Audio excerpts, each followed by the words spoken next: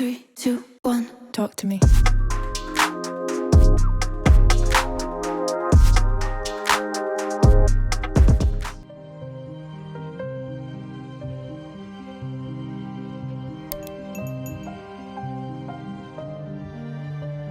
C'est l'histoire d'une jeune fille et de son corps.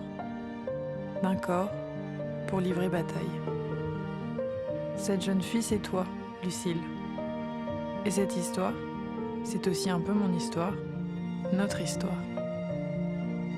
Pour la raconter, il y a nos grands-parents, Claude et Marguerite. Il y a notre mère, Anne, et notre tante, Lise, et la maison de Bretagne, un village de Franche-Comté où elles ont grandi. Il y a notre père, Charles, et la maison de Strasbourg, où nos parents vivent et où nous avons grandi. Et il y a nous trois, moi, Éléonore, toi, Lucille, et puis Marie. À 16 ans, tu as commencé à mettre la table couvert par couvert. 30 allers-retours entre la cuisine et la salle à manger. La décomposition de l'action comme premier recours contre l'angoisse. Puis il y a eu les escaliers, le vélo, l'équitation. Et tu es devenue l'une de ces jeunes filles au regard dur, fixée sur l'objectif à atteindre pour ne pas t'en laisser détourner.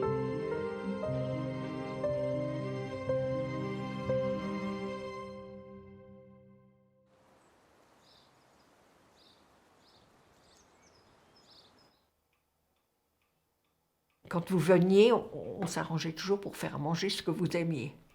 On achetait les danettes, les flans que vous aimiez. Je veillais toujours à ce que vous ayez de la viande, des légumes, des choses variées, enfin tout. Puis alors elle a commencé par un jour à dire tant que je faisais trop à manger, que c'était... Elle a pas voulu reprendre et tout ça. Elle a commencé à discuter ce que je servais, que je faisais trop manger, que c'était impossible, enfin bref. Hein. Vraiment, j'ai eu de la peine à comprendre comment... Parce que ça, c'était avant qu'elle maigrisse, qu'elle a fait ça? Oui, oui, elle a commencé, oui, avant qu'elle maigrisse. Elle se préparait, si tu veux.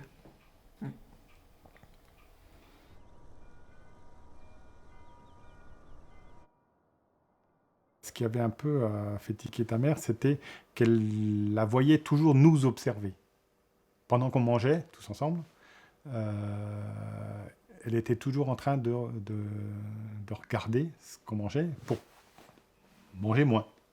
Tu vois, je pense que son critère, pour elle en tout cas, c'était de manger moins que nous. Il n'y avait pas un repas sans qu'il y ait une crise parce que il n'y avait pas assez de légumes, ou alors elle avait un ingrédient de trop dans son assiette, ou comme dans la famille, le repas, c'est un moment vraiment convivial qu'on passe tous ensemble, même si on n'a pas toujours des trucs à se dire, c'est quand même un truc important. Et là, ça mettait une tension forte à finalement ces seuls moments où on se retrouvait tous ensemble. On a vu qu'elle changeait déjà physiquement, hein, quand elle a maigri. Puis surtout, on sentait bien qu'il y avait quelque chose qui se passait, parce qu'elle était quand même hyperactive. Et quand elle venait ici ou chez elle, s'agitant, allant, marchant à travers le jardin, c'est qu'elle étouffait partout, qu'elle avait besoin de respirer, qu'elle avait besoin d'activité.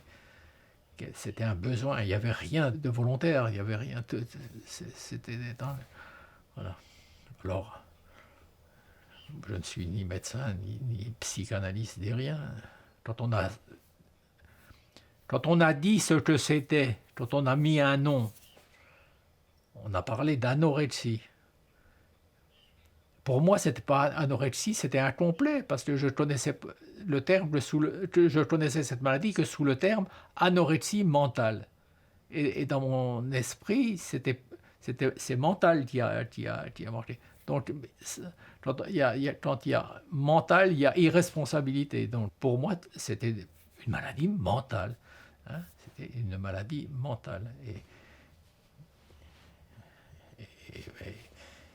parfois, c'était quand même dur à admettre. C'était quand même dur. Voilà. C'était une petite fille, une adolescente qui grandissait bien, qui réussissait bien. Puis belle, quoi, je veux dire. C'est bien de demander ce qui nous tombait dessus quand on l'a vu maigrir comme ça. C'est vrai qu'on n'avait pas décelé les problèmes. Enfin, moi, j'avais pas décelé le problème. Et alors, je sais pas pourquoi. C'est quelque chose que j'avais toujours craint. Et tout de suite, je lui ai dressé un tableau très très noir de ce qu'était cette pathologie, des hospitalisations, du risque de mort, enfin, comme si en lui faisant peur, en lui montrant ce qui risquait d'arriver, j'espérais qu'elle allait prendre conscience et qu'elle allait faire en sorte que ça soit pas ça, quoi. Voilà.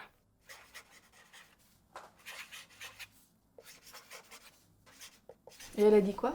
Elle a dû dire que oui, qu'elle avait maigri, mais que non, c'était pas de l'anorexie. Voilà, quelque chose comme ça. Elle reconnaissait la perte de poids, mais elle ne reconnaissait pas.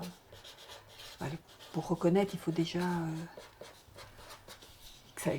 savoir ce que c'est, quoi, et y être vraiment. C'était pour elle le début, hein.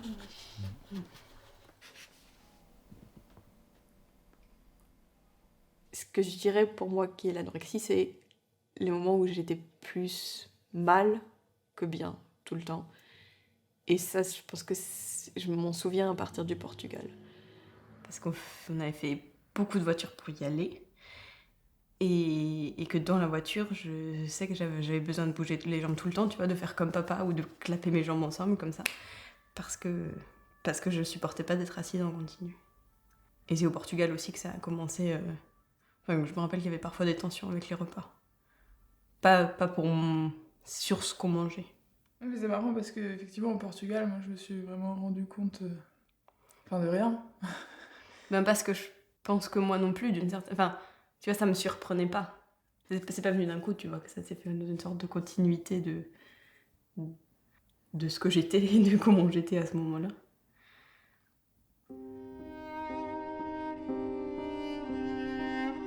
Toi et moi, on a été inséparables en grandissant.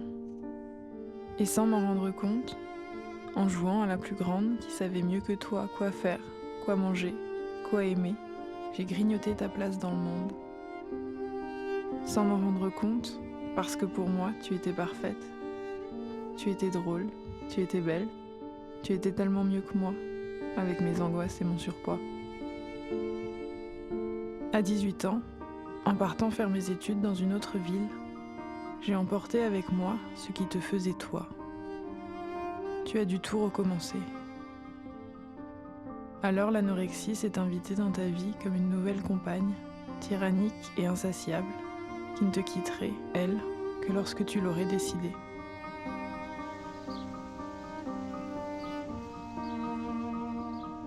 Et puis il y avait aussi cette incompréhension quand même, hein, dans mon esprit. L'anorexie, ça ne devait pas frapper Lucille. Pour moi, l'anorexie mentale, ça concernait des filles un peu paumées, souvent droguées, dans des milieux déséquilibrés. Et c'est tout l'opposé de ce qui se passe en réalité. Parce que après, je me suis renseigné, j'ai lu, j'ai écouté, et j'ai vu qui ça frappait l'anorexie. À 80%, bon, des filles, mais des paumés au départ, il n'y en a pas beaucoup. Et j'ai été extrêmement surpris par ça déjà, brillante, fonceuse et sportive. Alors moi, là, c'est quelque chose qui me heurte, qu'on puisse avoir un problème mental quand on est sportif. Voilà, ça, mon ordinateur personnel n'a pas encore assimilé ça. Sa perte de poids était tellement inquiétante, hein. Moi, j'ai eu non seulement peur qu'elle mette sa santé très gravement en danger, mais j'ai aussi eu peur, par moments, je la voyais aller tellement mal, ou l'entendre me dire qu'elle n'en pouvait plus, qu'elle était à bout. J'ai eu peur du passage à l'acte suicidaire aussi. Donc, pour moi, il était essentiel qu'elle trouve ailleurs quelqu'un pour l'aider. Et à un moment donné, d'elle-même, vraiment, ouais, d'elle-même, elle a dit j'en peux plus. Il faut que vous m'aidiez, ou en tout cas que je.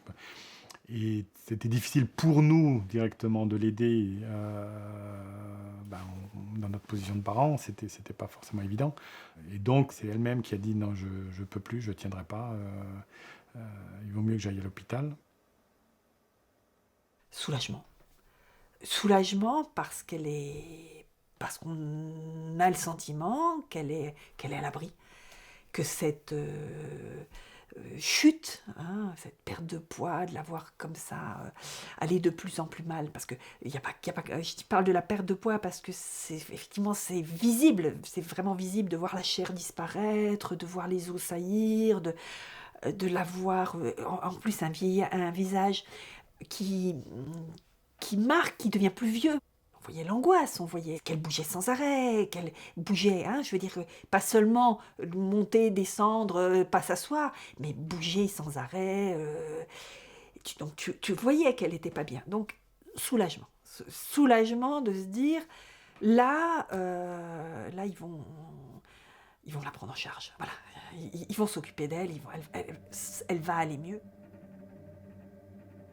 J'ai l'impression que j'étais très très consciente de tout ce qui se passait. Je savais tout le temps, et donc je savais exactement ce que vous mangiez. Ouais, j'avais conscience d'exactement qui avait mangé quoi et quand et comment et de tout ce qu'il y avait dans la maison et de tout ce qui, enfin, oui, j'avais cette sorte de super conscience ou je sais pas quoi, et il fallait toujours que je mange moins que vous et que de toute façon il fallait que je mange pas beaucoup, mais que ce soit moins que vous aussi, et que ce soit.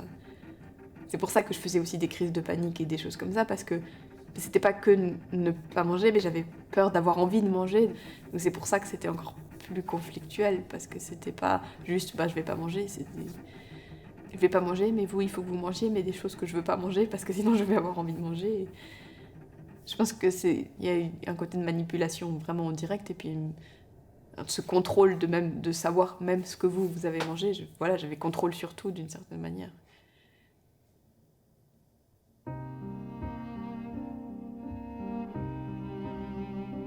C'est un peu comme si tu nous avais donné ton corps à dévorer. Cette obsession de nous nourrir, de nous observer nous remplir, à mesure que tu disparaissais. Alors je mangeais à ta place. Comme si, liés par le sang, nous étions des vases communicants. Comme si tout ce que j'avalais pour deux finirait par te revenir.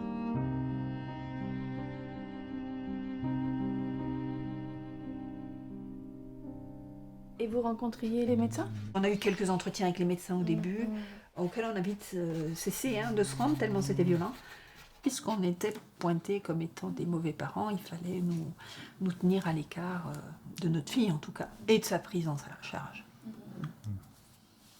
Quand un médecin te reçoit et pose vraiment des questions plus adressées à moi qu'à Charles, puisqu'on était tous les deux, d'une agressivité que moi j'ai vécue comme folle, enfin. Et puis me demandant, puisque Lucille, c'était par exemple, avait été amenée à parler de sa difficulté à trouver sa place entre vous deux, et pas d'autre mot, cette idiote de médecin, prenant les choses au pied de la lettre, me demande mais qu'est-ce que je vais faire pour régler cette situation entre toi et ta sœur, et comment je vais faire comment je vais faire, hein, du côté du faire. Je dis écoutez, on va dire à Éléonore de partir, enfin quelque chose de cet ordre-là.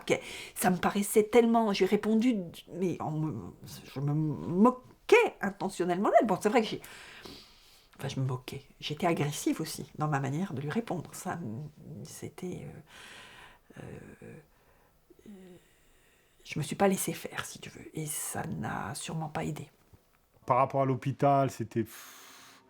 Je sais pas, c'était marquant, c'était pénible. Et oui, je pense qu'il y a eu comme vraiment des moments vraiment, vraiment très durs, enfin, où on sentait qu'on n'était absolument pas écouté. C'était tout le temps comme ça, la confrontation. Il fallait toujours négocier pour pouvoir la voir et pour pouvoir... des trucs un peu hors d'un monde réel, quelque part. Enfin bon, cette hospitalisation, c'est comme si notre fille était en prison et pas à l'hôpital. Le prisonnier qui a une... Comment on appelle ça? Une permission. Il y a une permission qui peut venir. Et puis, on sait que ce temps-là, il est très, très limité. Et puis... et on ne sait pas quand est-ce que ça se reproduira, parce que c'est laissé aussi au bon vouloir du service, et qui met aussi Lucille à une place très compliquée. Très compliquée parce que ça dépend d'elle. Nous qui... quand est-ce que tu vas aller mieux pour qu'on puisse te voir un peu plus? C'est un peu le marchandage qu'ils font, hein, c'est exactement celui-là, ce marchandage qu'ils font, mais qui fait que Lucille, non seulement elle a à faire ça pour elle, pour aller mieux, pour s'en sortir, pour pouvoir se réengager, je dirais, dans la vie et pas rester à côté. Et puis en même temps, elle sait que ça compte aussi pour nous. On est suspendu au fait qu'elle veuille ou pas aller mieux. Voilà, c'est comme ça qu'on pourrait le dire, qu'elle veuille ou pas. Alors qu'on sait très bien que ce n'est pas une question du vouloir. Et je pense que ça rajoute une contrainte dont peut-être l'équipe hospitalière pense que ça va être un moteur. Je n'en suis pas sûre. Je n'en suis pas sûre du tout. Voilà.